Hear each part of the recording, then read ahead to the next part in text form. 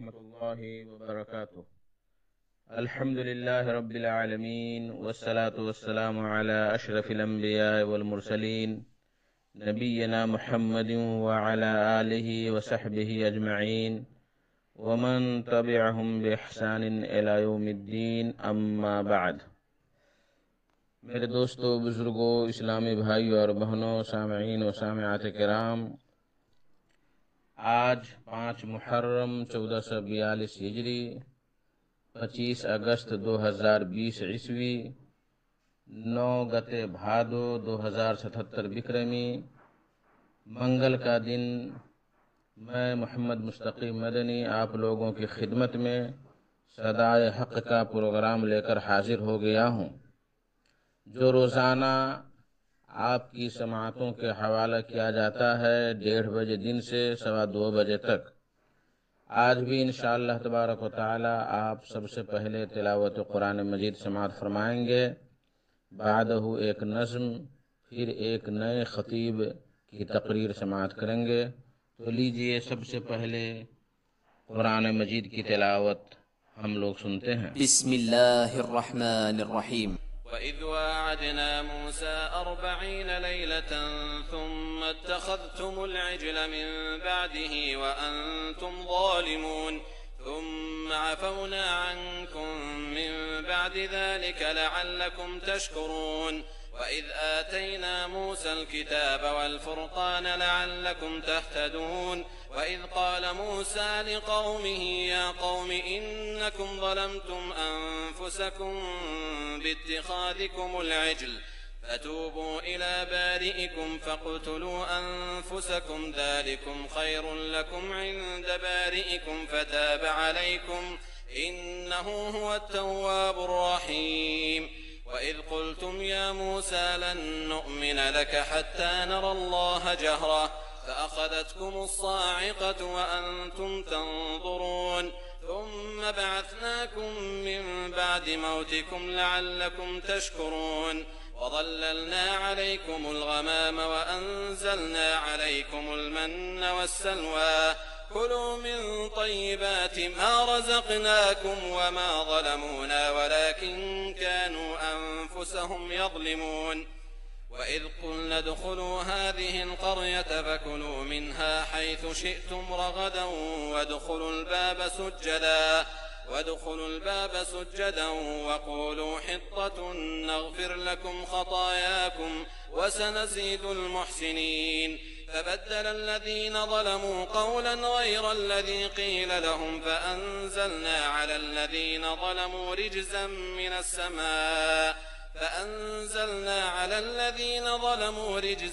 مِّنَ السَّمَاءِ بِمَا كَانُوا يَفْسُقُونَ۔ اللہ اکبر، اللہ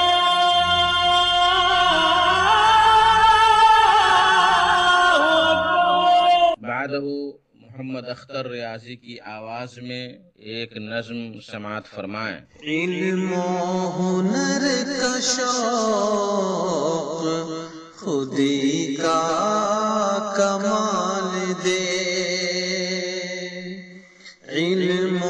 ہنر کا شوق خودی کا کمال دے، علم و ہنر کا شوق خودی کا کمال دے، تو محسن عظیم ہے عالی خیال دے، تو محسن عظیم ہے عالی خیال دے، تیرے کلام پاک سے دل کو سکون ملے، تیرے کلام پاک سے دل کو سکون ملے، قلب و جگر میں نور بصیرت تو ڈال دے، قلب و جگر میں نور بصیرت تو ڈال دے، میری زبان ہو کوثر تسنیم سے دھلی، میری زبان ہو کوثر تسنیم سے دھلی، رب کریم تو مجھے شیریں مقال دے، تو محسن عظیم ہے عالی خیال دے، سارے جہاں کو رزق تیرے پاس سے ملے، سارے جہاں کو رزق تیرے پاس سے ملے، رحمت سے اپنی تو مجھے رزق حلال دے، رحمت سے اپنی تو مجھے رزق حلال دے، اپنی جبین پاک کو سجدے میں خم کروں، اپنی جبین پاک کو سجدے میں خم کروں، یا رب تو اپنی دید کا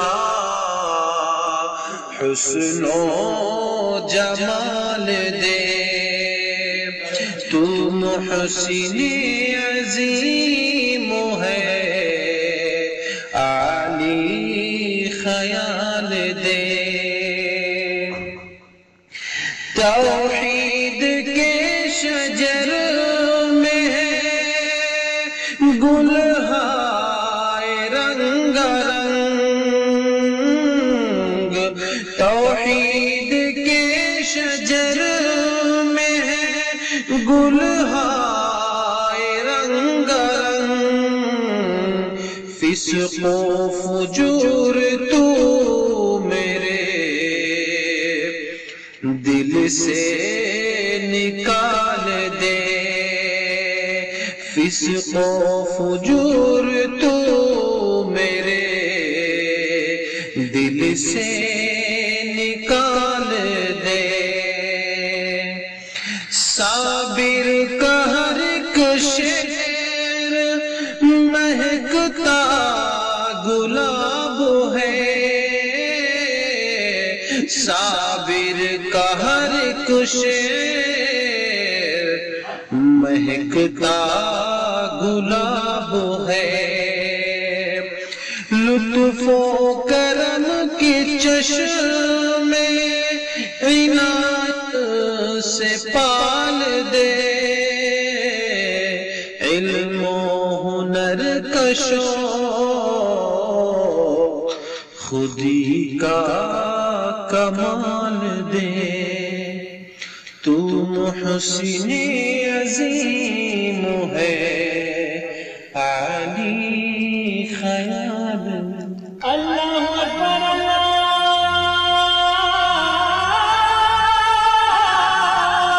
اکبر۔ میرے محترم ساتھیوں بزرگوں، آج کا خطاب ہے فضیلت الشیخ نجم الدین السلفی ہرلاکھی مدھوبنی بہار، جو سرکاری اسکول میں مدرس ہیں، اور ان کا موضوع ہے حضرت عمر فاروق رضی اللہ تعالی عنہ کی سیرت، دنیا جانتی ہے کہ حضرت عمر فاروق رضی اللہ تعالی عنہ نے اپنے دور خلافت میں کس طرح سے انصاف کیا اور کس طرح سے خلافت چلائی، دنیا اس کی مثال دینے سے قاصر ہے۔ تو فضیلت الشیخ آپ کو حضرت عمر رضی اللہ تعالی عنہ کی سیرت کے بارے میں، ان کے زندگی کے بارے میں بیان کریں گے، تو لیجئے ان سے سماعت کرتے ہیں حضرت عمر فاروق رضی اللہ تعالی عنہ کی سیرت۔ الحمد للہ رب العالمین والصلاة والسلام على سید الانبیاء والمرسلین، اما بعد، اعوذ باللہ من الشیطان الرجیم، بسم اللہ الرحمن الرحیم۔ محمد رسول اللہ والذین معه اشداء علی الکفار رحماء بینہم تراہم رکعا سجدا یبتغون فضلا من اللہ ورضوانا سئماہم فی وجوہہم من اثر السجود۔ وقال اللہ تبارک وتعالی فی موضع آخر ان اللہ لا یغیر ما بقوم حتی یغیر ما بانفسہم۔ محترم حضرات، سامعین کرام، میرے بزرگوں، جوان ساتھیوں اور اس FM کے مادھیم سے سننے والے ہمارے جوان عزیزوں، بزرگوں اور ہماری خواتین، خطبہ مسنونہ کے بعد ہم نے قرآن مجید کی 2 آیت جو مختلف جگہوں سے تعلق رکھتی ہیں تلاوت فرمائی ہے۔ پہلی آیت جو سورہ فتح کی ہے، جس کے اندر اللہ رب العالمین نے فرمایا کہ لوگوں، محمد رسول اللہ صلی اللہ علیہ وسلم یہ اللہ کے رسول ہیں، اور ان کے ساتھ جو لوگ ہیں، ان کو جو ماننے والے لوگ ہیں، وہ کافروں کے لیے سخت ہیں اور آپس میں رحم دل ہیں۔ ان کی پہچان رکوع اور سجود ہے، اور یہی وہ لوگ ہیں جو اللہ کی فضل کو اور اللہ کی رضامندی کے متلاشی ہوتے ہیں۔ میرے بزرگوں، جس کو علامہ اقبال نے کچھ اس انداز میں ڈھالا ہے کہ ہو حلقہ یاراں تو بریشم کی طرح نرم، رزم حق و باطل ہے تو فولاد ہے مومن۔ قبل اس کے کہ میں آج جس محاضرے پر آپ کے سامنے کچھ باتیں رکھنے کی کوشش کروں گا، وہ ہے حضرت عمر رضی اللہ تعالی عنہ کی سیرت مبارکہ۔ ویسے حضرت عمر رضی اللہ تعالی عنہ کسی تعارف یا پریچے کے محتاج نہیں ہیں، لیکن ہم اور آپ اس چیز کو جانتے ہیں کہ حضرت عمر رضی اللہ تعالی عنہ وہ اسلام کے سپوت ہیں، وہ اسلام کے خلیفہ ہیں، جس کو اللہ کے نبی اکرم صلی اللہ علیہ وسلم نے اللہ رب العالمین سے مانگ کر کے لیا تھا۔ ان کے تعلق سے بہت ساری باتیں آگے آئیں گی، لیکن قبل اس کے کہ وہ ساری باتیں میں آپ کے سامنے پیش کروں، یہ جو مہینہ چل رہا ہے محرم الحرام، اسی مہینے میں حضرت عمر رضی اللہ تعالی عنہ کو شہادت نصیب ہوا ہے، اور حضرت عمر رضی اللہ تعالی عنہ حضرت ابوبکر صدیق رضی اللہ تعالی عنہ کے بغل میں مدفون ہیں۔ آئیے ہم سب سے پہلے حضرت عمر رضی اللہ تعالی عنہ کی زندگی کے تعلق سے کچھ باتیں آپ کے سامنے رکھتے ہیں، اور اس امید کے ساتھ کہ شاید کہ اتر جائے تیرے دل میں میری بات۔ حضرت عمر رضی اللہ تعالی عنہ وہ صحابی ہیں جو عرب کی سرزمین پر مکہ میں حضرت عمر رضی اللہ تعالی عنہ قریش کے معزز ترین خاندان سے تعلق رکھتے تھے۔ بعض مورخین نے تو یہاں تک لکھا ہے کہ حضرت عمر رضی اللہ تعالی عنہ پہلوان تھے، شہ سوار تھے، جرت مند تھے، حق گو تھے، اور ان ساری چیزوں میں حضرت عمر رضی اللہ تعالی عنہ کو امتیاز حاصل تھا۔ حضرت عمر رضی اللہ تعالی عنہ محمد رسول اللہ صلی اللہ علیہ وسلم سے عمر میں 13 سال چھوٹے تھے۔ حضرت عمر رضی اللہ تعالی عنہ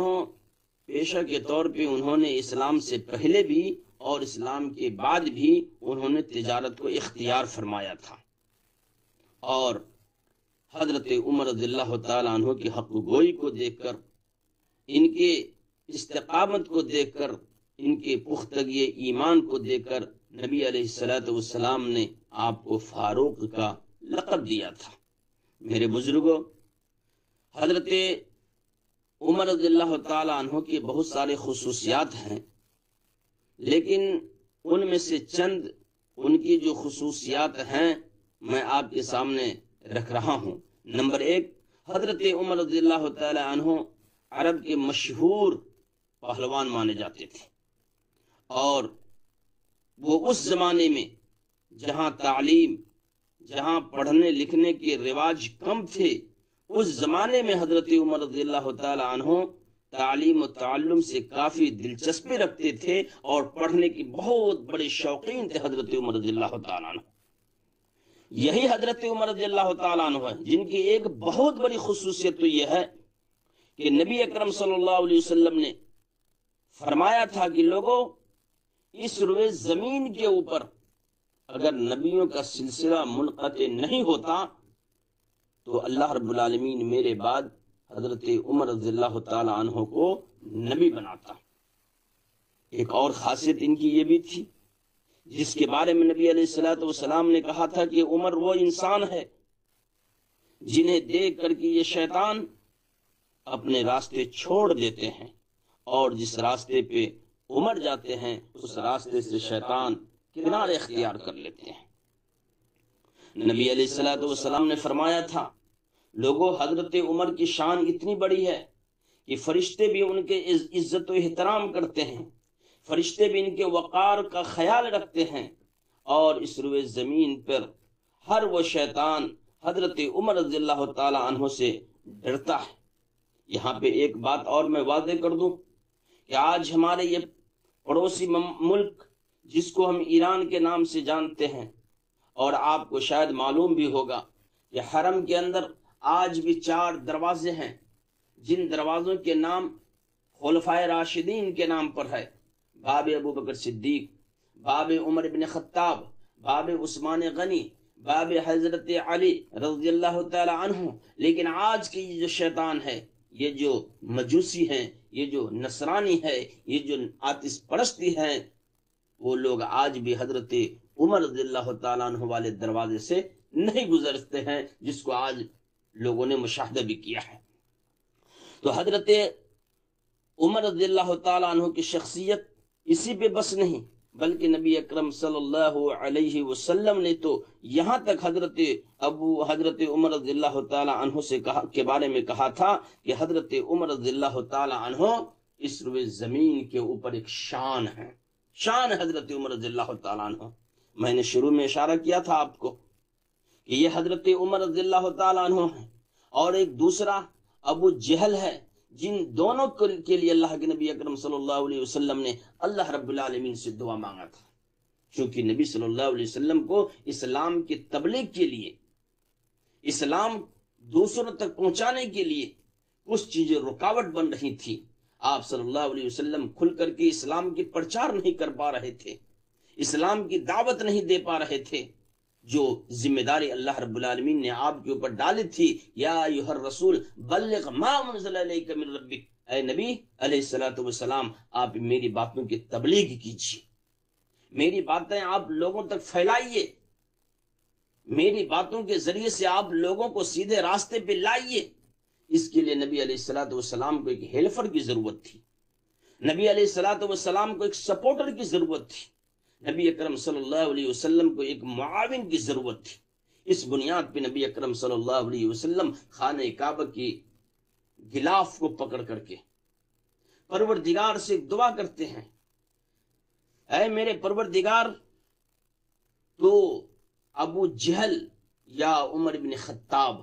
ان دونوں میں سے کسی ایک کو اسلام کی دولت عطا فرما، اسلام کے قریب ان دونوں میں سے کسی ایک کو کر دے، اور ان دونوں میں سے کسی ایک کو میرا سپورٹر بنا دے تاکہ میں اسلام کو کھلے عام تیرے بندوں تک پہنچاؤں۔ تاریخ گواہ ہے، محمد رسول اللہ صلی اللہ علیہ وسلم سے پہلے بھی اور آپ صلی اللہ علیہ وسلم نے بھی اپنے پروردگار سے جن جن چیزوں کا دعا کیا، اللہ رب العالمین نے اپنے نبیوں کی دعاؤں کو رد نہیں کیا ہے۔ پھر کیا تھا؟ حضرت عمر رضی اللہ تعالی عنہ ان مشرکین کے ساتھ ہیں، ان دشمنان اسلام کے ساتھ ہیں جو محمد رسول اللہ صلی اللہ علیہ وسلم کو اور آپ کے پیروکار کو اس روئے زمین کے اوپر سے ختم کرنے کی گندی سازش رچ رہے ہیں۔ دار الندوہ کے اندر میٹنگ چل رہی ہے، مسلمانوں کو اور مسلمانوں کے سب سے بڑے سربراہ، مسلمانوں کے نبی محمد رسول اللہ صلی اللہ علیہ وسلم کے قتل کے تعلق سے پلاننگ چل رہا ہے، جس کے اندر ابو جہل بھی ہے، جس کے اندر عتبہ بھی ہے، جس میں عمر بھی ہے۔ یہ سارے لوگ اس میٹنگ کے اندر موجود ہیں۔ مسلمانوں کی لائف پر، مسلمانوں کی زندگی پر، مسلمانوں کے دھرم پریورتن پر، نئے اسلام کے تعلق سے وہاں پہ بحث و مباحثہ ہو رہا ہے۔ باتوں بات میں یہ بات آئی کہ کیوں نہیں ہم اس آدمی کو قتل کر دیں جس کی وجہ سے اس سماج کے اندر یہ فتنہ پھیلا ہوا ہے۔ فتنہ کیا تھا؟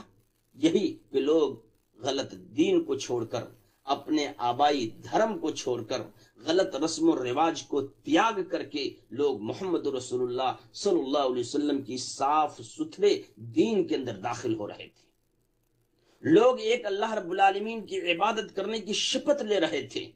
لوگ کلمہ لا الہ الا اللہ محمد رسول اللہ صلی اللہ علیہ وسلم کے ذریعے اسلام کے اندر داخل ہو رہے تھے۔ یہی چیز چبھ رہی تھی، یہی چیز کھل رہی تھی، یہی چیز دشمنوں کے لیے ضرر ثابت ہو رہا تھا۔ پھر نبی اکرم صلی اللہ علیہ وسلم کے قتل کی پلاننگ طے ہوتی ہے، جس کا بیڑا حضرت عمر بن خطاب اٹھاتا ہے، جو ابھی حضرت عمر رضی اللہ تعالی عنہ کے لقب سے ملقب نہیں ہوئے ہیں۔ بیڑا اٹھایا، بات ہوئی دار الندوہ کے اندر، 100 اونٹ دیے جائیں گے، قتل کر کے لاؤ، زندہ پکڑ کے لاؤ، گردن مار کر کے لاؤ، 100 اونٹ انعام کے طور پہ دیے جائیں گے تاکہ اس کی وجہ سے سارے جھنجھٹ ختم ہو جائیں۔ حضرت عمر رضی اللہ تعالی عنہ جس کو بعد کے سیرت نگار مولانا صفی الرحمن مبارک پوری رحمت اللہ علیہ نے الرحیق المختوم کے اندر پورے ڈیٹیل میں بیان کیا ہے، تفصیل کے ساتھ انہوں نے بیان کیا ہے کہ حضرت عمر رضی اللہ تعالیٰ عنہ ننگی تلوار کو لہراتے ہوئے فہراتے ہوئے لے کر کے نکل رہے ہیں۔ کہاں؟ محمد رسول اللہ صلی اللہ علیہ وسلم کو قتل کرنے کے لیے، قتل کرنے کے لیے نکل رہے ہیں آپ صلی اللہ علیہ وسلم کو۔ پوری تیاری ہے، 100 اونٹ کی لالچ بھی ہے، اور محمد رسول اللہ صلی اللہ علیہ وسلم کو قتل کرنے کا ارادہ بنا ہوا ہے۔ راستے میں ان کی ملاقات نعیم بن عبداللہ یا بنی زہرہ کی کسی فرد سے ان کی ہوتی ہے۔ انہوں نے پوچھا، عمر ارادہ نیک تو ہے نا، پلاننگ کیسی ہے، کیا سوچ رہے ہیں آپ؟ انہوں نے کہا، نہیں، آج میں عبداللہ کے بیٹے محمد کو، جو اپنے آپ کو رسول اللہ کا دعویٰ کر رہا ہے، جس کی دعوت کی بنیاد پر، جس کے پیغام کی بنیاد پر لوگ دھرم پریورتن کر رہے ہیں، اسلام کو قبول کر رہے ہیں، میں چاہتا ہوں کہ اسی کو ختم کر دوں۔ کہا، واہ، آپ چلیں محمد کو قتل کرنے؟ ارے محمد کی دعوت آپ کے گھر تک پہنچ چکی ہے، محمد کا پیغام آپ کے گھر کے اندر داخل ہو چکا ہے۔ کہا، وہ کیسے؟ کہا، ہاں، آپ کی بہن، آپ کا بہنوئی، انہوں نے بھی محمد صلی اللہ علیہ وسلم کی کلمے کو پڑھ کر کے اسلام کے اندر اپنے آپ کو شامل کر لیا ہے۔ پھر کیا تھا؟ حضرت عمر رضی اللہ تعالی عنہ نے جو ارادہ بنایا تھا محمد رسول اللہ کو قتل کرنے کا، اپنے گھوڑ سوار کو انہوں نے ایڑی ماری اور لوٹے اپنی بہن کے گھر کی طرف۔ دروازہ کھٹکھٹایا، بہن نکل کر کے آئی، بہنوئی بھی آیا، پوچھا کیا کیا ہے تم لوگوں نے؟ باپ دادا کے دین کو تم لوگوں نے تیاگ دیا، تم لوگوں نے بھی دھرم پریورتن کر لیا، تم لوگوں نے ہمارے باپ دادا کی اس دین کو جو ہمارے باپ دادا لے کر کے آئے تھے، جس پہ وہ چل رہے تھے، اس کو تم نے چھوڑ دیا۔ اتنی جرت کیسے تمہارے اندر ہوئی؟ یہ دلیری تمہارے اندر کہاں سے آئی؟ لپڑ مارا، تھپڑ مارا، مکہ مارا اپنے بہنوئی کو، بہن بھی اپنے شوہر کی مدد کے طور پہ آگے بڑھتی۔ حضرت عمر رضی اللہ تعالیٰ عنہ غضب میں ہیں، غصے میں ہیں، آگ بگولا حضرت عمر رضی اللہ تعالیٰ عنہ ہیں، انہوں نے اپنی بہن کو بھی تھپڑ مارا۔ پھر دیکھیے وہ بہن کہتی ہے، عمر تم ہمیں مار رہے ہو، تم نے جس ماں کا دودھ پیا ہے، جس باپ کے نطفے سے تمہاری ولادت ہوئی ہے، میں بھی اسی باپ کی بیٹی ہوں، میں نے بھی اسی ماں کا دودھ پیا ہے۔ عمر جب تم کفر کو نہیں چھوڑ سکتے ہو تو میں اسلام کو نہیں چھوڑ سکتی ہوں، میں محمد رسول اللہ کے دین سے نہیں ہٹ سکتی ہوں۔ میں نے جس قرآن کو قبول کر لیا، جس دین کو ہم نے قبول کر لیا، ہم اس سے الگ ہونے والے نہیں ہیں۔ اب تمہاری مرضی، جو چاہو تم کرو۔ تاریخ گواہ ہے، حضرت عمر رضی اللہ تعالیٰ عنہ نے یہ جذباتی کلمے، یہ سخت لہجہ جب انہوں نے اپنی بہن کی زبان سے سنا تو پوچھا، اتنی جرت تمہاری، یہ دلیری کہاں سے تیرے اندر آئی؟ یہ استقامت کیسے تیرے اندر پیدا ہوا؟ یہ پختگی کیسے تمہارے اندر آئی؟ کہے کہ ہم نے محمد کے دین کو قبول کر لیا ہے، ہم اس قرآن مجید کو پڑھنے لگے ہیں جس کے اندر اللہ رب العالمین نے فرمایا ہے، اننی انا اللہ لا الہ الا انا فاعبدنی واقم الصلاۃ لذکری۔ اللہ اکبر۔ لوگوں، تمہارا پروردگار اللہ رب العالمین ہے، اس کے علاوہ کوئی بھی تمہارا پروردگار نہیں ہے۔ تم لوگ اللہ کی عبادت کرو، اللہ رب العالمین کو تم لوگ یاد کرو۔ اور یہی بات تھی کہ حضرت عمر رضی اللہ تعالی عنہ کے سامنے جب سورہ طٰہٰ کی یہ چند آیات پیش کیے گئے، حضرت عمر کے اندر چینجنگ آنی شروع ہو گئی، ایک بدلاؤ ان کے چہرے پہ آنا شروع ہوا، نرمی آئی حضرت عمر کے اندر۔ کہتی ہیں ان کی بہن، عمر یہ جو آیات آپ پڑھ رہے ہیں، اس کو وہی شخص پڑھ سکتا ہے، وہی انسان اس کو ہاتھ لگا سکتا ہے جو پاک ہو، صاف ہو، گندگیوں سے، ناپاکیوں سے پوتر ہو، وہ اس کو پڑھ سکتا ہے۔ آپ غسل کیجیے، وضو بنائیے، پھر اس کو اطمینان کے ساتھ مطالعہ کیجیے، اس کو پڑھیے۔ حضرت عمر رضی اللہ تعالی عنہ نے اپنی بہن کی بات کو سمجھا، پھر انہوں نے اس کو پڑھا، پھر کیا تھا، اپنے بہنوئی کے ساتھ محمد رسول اللہ صلی اللہ علیہ وسلم کی اس جگہ تک پہنچنے کی کوشش کیا جہاں پہ میرا نبی چھپ چھپا کر کے اسلام کا ایک مشن تیار کر رہا تھا، اسلام کے لیے ایک پلاننگ بنا رہے تھے، اسلام کی دعوت کے لیے لوگوں کو تیار کر رہے تھے، جس کو دار ارقم کہا جاتا ہے۔ محمد رسول اللہ صلی اللہ علیہ وسلم حضرت عمر رضی اللہ تعالیٰ عنہ کے اسلام قبول کرنے سے ٹھیک 3 دن پہلے حضرت امیر حمزہ رضی اللہ تعالیٰ عنہ بھی مسلمان ہو جاتے ہیں۔ اللہ کے نبی اکرم صلی اللہ علیہ وسلم نے امیر حمزہ سے کہا کہ چچا محترم دروازہ کھولیے، دیکھیے اگر عمر صحیح نیت سے آیا ہے تو خیر ہے، ورنہ اسی کی تلوار سے ہم اس کی گردن کو اڑا دیں گے۔ پھر کیا تھا، حضرت امیر حمزہ رضی اللہ تعالیٰ عنہ بھی ایک پہلوان تھے، بہادر تھے، شجاعت مند انسان تھے۔ دروازہ کھولا، عمر اندر آئے، اللہ کے نبی اکرم صلی اللہ علیہ وسلم کے اوپر وحی کا نزول ہو رہا ہے، پھر نبی اکرم صلی اللہ علیہ وسلم سے چپک گئے اور کلمہ لا الہ الا اللہ محمد رسول اللہ صلی اللہ علیہ وسلم کے ذریعے سے اسلام کے اندر داخل ہوتے ہیں۔ صحابہ کرام ایک نعرہ لگاتے ہیں، نعرہ تکبیر، ایک صدا گونجتی ہیں جو حرم تک پہنچ گیا، جو خانہ کعبہ تک وہ آواز پہنچ جاتی ہے۔ پھر اس کے بعد لوگوں کے اندر ایک چرچا کا وشے بن گیا کہ عمر بھی اسلام قبول کر لیا۔ اس طریقے سے حضرت عمر رضی اللہ تعالی عنہ نے اسلام جب قبول کیا تو نبی اکرم صلی اللہ علیہ وسلم اور آپ کے جو اصحاب تھے کھلے عام اب لوگوں کو تبلیغ کرنے لگے اللہ کے پیغام، جو اللہ کا حکم تھا، یا ایھا الرسول بلغ ما انزل الیک من ربک، اس حکم کو اللہ کے نبی صلی اللہ علیہ وسلم لوگوں تک پہنچانے لگے۔ اس کے بعد حضرت عمر رضی اللہ تعالی عنہ نبی علیہ الصلوۃ والسلام کے حکم پر ہجرت کرنے پر آمادہ ہوئے۔ جہاں صحابہ کرام تنے تنہا فردن فردن ہجرت کرتے تھے، حضرت عمر رضی اللہ تعالی عنہ تقریباً 20 صحابہ کرام کے ساتھ پورے آن بان اور شان کے ساتھ وہ ہجرت کرتے ہیں اور اپنی تلوار کو فضاؤں میں لہراتے ہوئے کہتے ہیں کہ آج کسی کو اگر اپنی بیوی کو بیوہ بنانا ہے، اپنے بچوں کو یتیم بنانا ہے تو وہ آج آئے اور میرا راستہ روکے۔ لیکن کسی کو جرت نہیں ہوئی، کسی کو ہمت نہیں ہوئی، اور اس طریقے سے حضرت عمر رضی اللہ تعالیٰ عنہ 20 صحابہ کرام کے ساتھ قریب قریب ہجرت کر جاتے ہیں۔ ہجرت کے بعد حضرت عمر رضی اللہ تعالیٰ عنہ نبی اکرم صلی اللہ علیہ وسلم کے ساتھ تقریباً ہر غزوات میں شریک رہے، اور جان لیجئے وہ حضرت عمر رضی اللہ تعالیٰ عنہ ہیں جن کے مشورے پر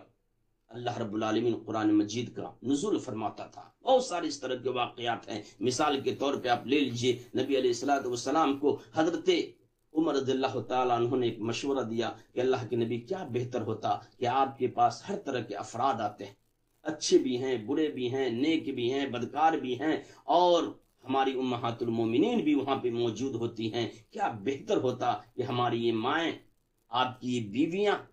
ان سے پردہ کرتی۔ لیکن یاد رکھیے نبی علیہ الصلوۃ والسلام نے دین کے معاملے میں کبھی بھی اپنی بات کو ترجیح نہیں دیا۔ بات تو اچھی تھی پر اللہ رب العالمین کا حکم نہیں تھا۔ نبی اکرم صلی اللہ علیہ وسلم نے کہا عمر میں کیسے فیصلہ کروں، پردہ کرنے کا حکم میں کیسے دے دوں؟ اس لیے کہ اللہ نے قرآن مجید کے اندر فرمایا ہے وَمَا يَنْتِقُ عَنِ الْهَوَىٰ إِنْ هُوَ إِلَّا وَحْيٌ يُوحَىٰ، میرا نبی تو وہی کام کرتا ہے اور انہی چیزوں کا حکم دیتا ہے جن چیزوں کو کرنے کا حکم آسمان سے پروردگار دیتا ہے۔ پھر کیا تھا؟ اللہ رب العالمین نے سورہ احزاب کی وہ آیت جس میں اللہ کے نبی اکرم صلی اللہ علیہ وسلم کو حکم ہوا یا ایھا النبی قل لأزواجک وبناتک ونساء المؤمنین یدنین علیہن من جلابیبہن، اے نبی اکرم صلی اللہ علیہ وسلم آپ اپنی بیویوں سے کہیے، بیٹیوں سے کہیے، مسلمان کی عورتوں سے کہیے کہ اب وہ پردہ کریں۔ اس طریقے سے حضرت عمر رضی اللہ تعالی عنہ کے مشورے پہ قرآن کا نزول ہوا کرتا تھا۔ دوسرا واقعہ وہ ہے جو بدر کے قیدیوں کے تعلق سے نبی اکرم صلی اللہ علیہ وسلم نے حضرت ابوبکر صدیق سے حضرت عمر رضی اللہ تعالی عنہ سے مشورہ لیا تھا۔ حضرت ابوبکر صدیق نے اللہ کے نبی کو مشورہ دیا کہ اللہ کے نبی یہ جو قیدی گرفتار کر کے لائے گئے ہیں یہ تو ہمارے بھائی لوگ ہیں، ممکن ہے آگے چل کر کے یہ کہیں اسلام قبول کر لیں، اس لیے فدیہ لے کر کے ان کو چھوڑ دیا جائے۔ حضرت ابوبکر صدیق رضی اللہ تعالیٰ عنہ کا یہ مشورہ حضرت عمر رضی اللہ تعالیٰ عنہ کو نہیں جچا۔ ان سے نبی صلی اللہ علیہ وسلم نے مشورہ مانگا کہ عمر تم کیا کہتے ہو؟ حضرت عمر رضی اللہ تعالیٰ عنہ نے کہا کہ اللہ کے نبی اکرم صلی اللہ علیہ وسلم حضرت ابوبکر صدیق رضی اللہ تعالیٰ عنہ کے مشورے کے خلاف میرا مشورہ ہے۔ میرا مشورہ یہ ہے کہ جتنے قیدی پکڑ کر کے لائے گئے ہیں ان قیدی کے جو بھی رشتہ دار ہیں، میرا اگر کوئی رشتہ دار ہے تو میں اپنے ہاتھ سے اس کو قتل کروں، ابو بکر کا کوئی رشتہ دار ہے تو ابو بکر اپنے ہاتھ سے اس کو قتل کریں، عثمان کا کوئی رشتہ دار ہے تو عثمان اس کو اپنے ہاتھ سے قتل کریں۔ نبی اکرم صلی اللہ علیہ وسلم نے حضرت عمر رضی اللہ تعالیٰ عنہ کے اس مشورے کو ریجیکٹ کر دیا، رد کر دیا۔ پھر صبح صبح حضرت عمر رضی اللہ تعالیٰ عنہ کہتے ہیں کہ میں اللہ کے نبی صلی اللہ علیہ وسلم کے پاس پہنچا تو حضرت ابو بکر بھی رو رہے ہیں، نبی کائنات علیہ الصلوۃ والسلام بھی رو رہے ہیں۔ میں نے وجہ پوچھا کہ نبی کائنات صلی اللہ علیہ وسلم آپ کیوں رو رہے ہیں؟ آپ صلی اللہ علیہ وسلم نے کیا فرمایا کہ اللہ رب العالمین نے ان قیدیوں کے فدیے کے تعلق سے جو فیصلہ لیا گیا تھا اس کو ناپسند فرمایا، اللہ نے ناپسند فرمایا ہے۔ عمر تیرا جو مشورہ تھا ان کو قتل کرنے کا وہی مشورہ ٹھیک تھا، ہم لوگوں کا مشورہ یہ صحیح نہیں رہا، اس لیے اللہ رب العالمین نے اپنی ناراضگی کو ظاہر فرمایا۔ اس کے بعد حضرت ابوبکر صدیق رضی اللہ تعالی عنہ جب بیمار پڑ جاتے ہیں، ان کو اپنی موت کا احساس ہونے لگا تب حضرت ابوبکر صدیق رضی اللہ تعالیٰ عنہ نے فردن فردن صحابہ کرام سے حضرت عمر رضی اللہ تعالیٰ عنہ کے تعلق سے مشورہ لینے لگے. ان میں سے ایک حضرت عبد الرحمن ابن عوف بھی ہیں، ان میں سے ایک حضرت عثمان غنی رضی اللہ تعالیٰ عنہ بھی ہیں. حضرت عبد الرحمن ابن عوف سے پوچھا کہ عبد الرحمن، عمر کے تعلق سے تیرا کیا مشورہ ہے؟ کہا کہ ہے تو بہت اچھے لیکن سخت مزاج ہیں، لوگوں کے لیے وہ سخت دل ہوں گے. حضرت ابوبکر صدیق نے کہا بات ایسی نہیں ہے، چونکہ میں نرم دل ہوں اس بنیاد پہ عمر تھوڑا سخت ہے. حضرت عثمان سے پوچھا کہ تم کیا کہتے ہو، تمہارا کیا مشورہ ہے؟ انہوں نے کہا کہ جو آپ چاہتے ہیں وہی میرا بھی مشورہ ہے. پھر حضرت ابوبکر صدیق رضی اللہ تعالیٰ عنہ نے حضرت عثمان رضی اللہ تعالیٰ عنہ کو بلایا، اور بلانے کے بعد وہاں پہ ایک ایگریمنٹ تیار کیا گیا، ایک عہد نامہ تیار کیا گیا، جس میں حضرت ابوبکر صدیق رضی اللہ تعالیٰ عنہ نے لوگوں کے سامنے اس چیز کو لکھوایا، درج کروایا. لوگوں، میں اپنے بعد نہ اپنے خاندان میں سے کسی کو، نہ اپنے رشتہ دار میں سے کسی کو، نہ اپنے اقربا میں سے کسی کو تمہارا خلیفہ مقرر کر رہا ہوں، بلکہ خلیفہ میں اس کو مقرر کر رہا ہوں جو تم لوگوں کے لیے سب سے بہتر ہے، جو تم لوگوں کے لیے سب سے اچھا ہے. میں جس کو مناسب سمجھتا ہوں، میں نے جن کے تعلق سے لوگوں سے مشورے کیے ہیں، اور مشورہ کرنے کے بعد ہم تم لوگوں کا خلیفہ ان کو مقرر کر رہے ہیں. اس طریقے سے 13 جمادی الثانی 23 اگست سن 633 عیسوی کو حضرت عمر رضی اللہ تعالیٰ عنہ مسلمانوں کے خلیفہ مقرر ہو جاتے ہیں. لیکن یاد رکھیے، جیسی حضرت عمر رضی اللہ تعالیٰ عنہ کے اوپر خلافت کا باغ ڈور ڈالا جاتا ہے، حضرت عمر رضی اللہ تعالیٰ عنہ مسلمانوں کے خلیفہ ہوتے ہیں. انہوں نے شپت لیتے ہوئے سب سے پہلا جملہ جو کہا تھا کہ رب کعبہ کی قسم، رب کعبہ کی قسم، رب کعبہ کی قسم، لوگوں میں تم کو اسی راستے پہ لے جاؤں گا، اسی راستے پہ لے جاؤں گا جس راستے پہ نبی علیہ الصلوۃ والسلام تم کو لے کر کے گئے تھے، جس راستے پہ حضرت ابوبکر صدیق رضی اللہ تعالیٰ عنہ تم کو لے کر کے گئے تھے. یہ جملہ کہہ کر کے حضرت ابوبکر صدیق رضی اللہ تعالیٰ عنہ نے حضرت عمر رضی اللہ تعالیٰ عنہ کو مسلمانوں کا خلیفہ بنایا، اور حضرت عمر رضی اللہ تعالیٰ عنہ نے شپت لے کر کے مسلمانوں کو یقین دلایا کہ انشاءاللہ میں تم لوگوں کو سیدھے راستے پہ لے جاؤں گا. اور اس طریقے سے حضرت عمر رضی اللہ تعالیٰ عنہ 10 سے 10.5 سال تک مسلمانوں کے خلیفہ رہے. ایک اور بات میں یہاں پہ آپ کو یہ بھی بتلا دوں کہ حضرت عمر رضی اللہ تعالیٰ عنہ جب مسلمانوں کے ذمہ دار مقرر ہو گئے تو ان کے اوپر جہاں بہت ساری ذمہ داری آئیں، اسی میں سے حضرت عمر رضی اللہ تعالیٰ عنہ کی ایک اہم ذمہ داری یہ بھی تھی کہ حضرت عمر رضی اللہ تعالیٰ عنہ رات کو گشتی کیا کرتے تھے، رات کو چوکیداری کیا کرتے تھے، رات کو پہرہ داری کیا کرتے تھے. عوام کی کیفیت جاننے کے لیے، جنتا کے حالات کا جائزہ لینے کے لیے اپنے غلام کے ساتھ حضرت عمر رضی اللہ تعالیٰ عنہ جہاں تہاں نکل جایا کرتے تھے. بہت ہی مشہور واقعہ ہے کہ حضرت عمر رضی اللہ تعالیٰ عنہ پہرہ داری کرتے کرتے رات میں دور جگہ پہ نکل جاتے ہیں جہاں پہ خاتون اب چولہے میں پانی رکھ کر کے ابال رہی ہیں. پہنچتے حضرت عمر رضی اللہ تعالیٰ عنہ اس خاتون کو دیکھا، وہاں پہ چند بچوں کو دیکھا. خاتون سے پوچھنے کے بعد وہ کہتی ہیں کہ ان بچوں کو سلانے کے لیے، ان بچوں کو یقین دلانے کے لیے اس ہانڈی میں کچھ بن رہا ہے تاکہ یہ بچہ یہ یقین رکھے کہ اس میں کچھ بن رہا ہے، جبکہ کچھ تھا نہیں. حضرت عمر رضی اللہ تعالیٰ عنہ پھر اپنے غلام اسلم کے ساتھ بیت المال تک آتے ہیں، پھر یہاں سے غلہ لادتے ہیں، اپنے کندھے پہ رکھتے ہیں. بہت ساری اس طرح کے واقعات ہیں آج بھی تاریخ کے اندر بھرے پڑے ہیں جو حضرت عمر رضی اللہ تعالیٰ عنہ نے کیا. اور اس طریقے کے واقعات آج بھی احادیث کے اندر اور تاریخ کی کتابوں میں بھرے پڑے ہیں. لیکن سب سے آخری بات تو یہ ہے کہ حضرت عمر رضی اللہ تعالیٰ عنہ کی شہادت مدینہ کی سرزمین پہ ہوتی ہے. مدینہ میں حضرت عمر رضی اللہ تعالیٰ عنہ کی شہادت ہوتی ہے، اور ان کی شہادت کا بھی عجیب واقعہ ہے. اور میں آپ کو اسی طرف لے جانا چاہتا ہوں کہ یہ جو مہینہ ہے، اس مہینے کو لوگ حضرت امام حسین کے نام سے جانتے ہیں، لیکن نہیں، امام حسین تو دور ہیں، لیکن عشرہ مبشرہ محمد رسول اللہ صلی اللہ علیہ وسلم نے جن لوگوں کو جنت کی بشارت دنیا میں دی تھی ان میں سے ایک حضرت عمر رضی اللہ تعالیٰ عنہ بھی ہیں. ان کی شہادت کا واقعہ کچھ اس طریقے سے ہے کہ مغیرہ بن شعبہ کا جو غلام تھا، جو نصرانی تھا، جس کو ابو لولو کہا جاتا ہے، اس نے حضرت عمر رضی اللہ تعالیٰ عنہ کے پاس آ کر کے اپنے مالک کا، اپنے آقا کا ایک کمپلین درج کرواتا ہے اور کہتا ہے کہ میرا مالک مجھ سے کچھ ٹیکس زیادہ وصول کرتا ہے. آپ اس میں کمی کروا دیجئے۔ حضرت عمر رضی اللہ تعالیٰ عنہ نے پوچھا کہ تمہارا پیشہ کیا ہے، کام کیا کرتے ہو؟ اس نے کہا کہ میں بڑھئی ہوں، میں نجار ہوں، میں لوہار ہوں، میرا یہ کام ہے۔ حضرت عمر رضی اللہ تعالیٰ عنہ نے کہا کہ تمہارے کام کے اعتبار سے تمہارے اوپر کوئی زیادہ ٹیکس نہیں رکھا گیا ہے۔ اب یہ بات اس کو ناگوار گزری، وہیں پہ اس نے ارادہ بنا لیا کہ کیوں نہیں عمر کو قتل کر دیں۔ پھر کیا تھا، فجر کی نماز حضرت عمر رضی اللہ تعالیٰ عنہ غلس میں پڑھا رہے تھے، اندھیرے میں پڑھا رہے تھے، بلب کا زمانہ نہیں، ٹیوب لائٹ کا زمانہ نہیں، روشنی کا انتظام نہیں، حضرت عمر رضی اللہ تعالیٰ عنہ نماز پڑھا رہے ہیں۔ مصلی کے اوپر حضرت عمر رضی اللہ تعالیٰ عنہ ہیں، یہ ابو لولو چھپے ہوئے ہے، خنجر دبائے ہوا ہے، اور جیسی حضرت عمر رضی اللہ تعالیٰ عنہ مصلی پہ اللہ اکبر کہہ کر کے نماز شروع کرتے ہیں، یہ وار کرتا ہے، حضرت عمر رضی اللہ تعالیٰ عنہ زخمی ہوتے ہیں، پھر گر جاتے ہیں۔ آپ کے ٹھیک پیچھے حضرت عبد الرحمن ابن عوف رضی اللہ تعالیٰ عنہ ہیں، جھٹ سے ان کو آگے بڑھایا گیا۔ حضرت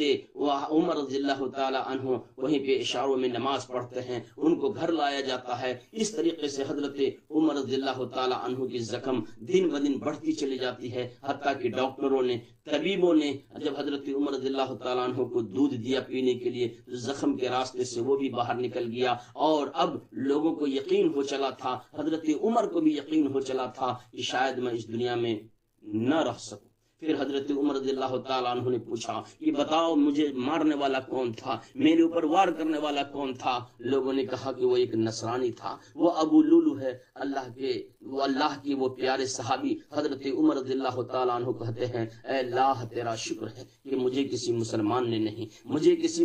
نے نہیں مارا ہے، اے اللہ تیرا شکر ہے۔ اس کے بعد پھر حضرت عمر رضی اللہ تعالیٰ عنہ چند صحابہ کرام کو اپنے گھر پہ بلاتے ہیں، ایک آپات کالین میٹنگ کرتے ہیں، ایک ایمرجنسی میٹنگ کرتے ہیں، جس میں عبیدہ بن جراح ہوتے ہیں، یہ میٹنگ کرتے ہیں جس میں کچھ صحابہ کرام ہوتے ہیں، اور ان صحابہ کرام کے بیچ میں حضرت عمر رضی اللہ تعالی عنہ ایک بات رکھتے ہیں کہ بتاؤ میرے بعد تم لوگ جس کو بھی مناسب سمجھنا اس کو مسلمانوں کا خلیفہ مقرر کر دینا۔ پھر حضرت عمر رضی اللہ تعالیٰ عنہ یکم محرم کو اس دنیا سے چلے جاتے ہیں، لیکن ان کے جانے سے پہلے حضرت عمر رضی اللہ تعالیٰ عنہ نے اپنے بیٹے حضرت عبداللہ بن عمر رضی اللہ تعالیٰ عنہ کو حضرت عائشہ رضی اللہ تعالیٰ عنہ کے پاس بھیجا کہ جا کر کے مائیں عائشہ سے کہو کہ وہ ابو بکر صدیق رضی اللہ تعالیٰ عنہ کے پہلو میں مجھے جگہ دے دیں، جب میں انتقال کر جاؤں، جب میری وفات ہو جائیں تو میرے حبیب جو تھے محمد رسول اللہ صلی اللہ علیہ وسلم، حضرت ابوبکر صدیق رضی اللہ تعالیٰ عنہ اور ان کے پہلو میں حضرت عائشہ رضی اللہ تعالیٰ عنہ نے جو جگہ اپنے لیے خاص کر رکھی ہیں وہ شاید مجھے دے دیں، اور ممکن ہے وہ کہیں مان جائیں۔ پھر حضرت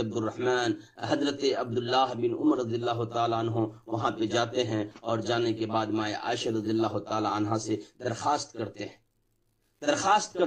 حضرت عائشہ رضی اللہ تعالیٰ عنہ رونے لگتی ہیں، اور پھر وہ جگہ جو اپنے باپ کے پہلو میں یا اپنے شوہر کے بغل میں انہوں نے اپنے لیے خاص کر رکھا تھا، وہ جگہ حضرت عمر رضی اللہ تعالیٰ عنہ کو دے دیتی ہیں۔ لیکن ایک اور بات کو یاد رکھیے، حضرت عمر رضی اللہ تعالیٰ عنہ اپنے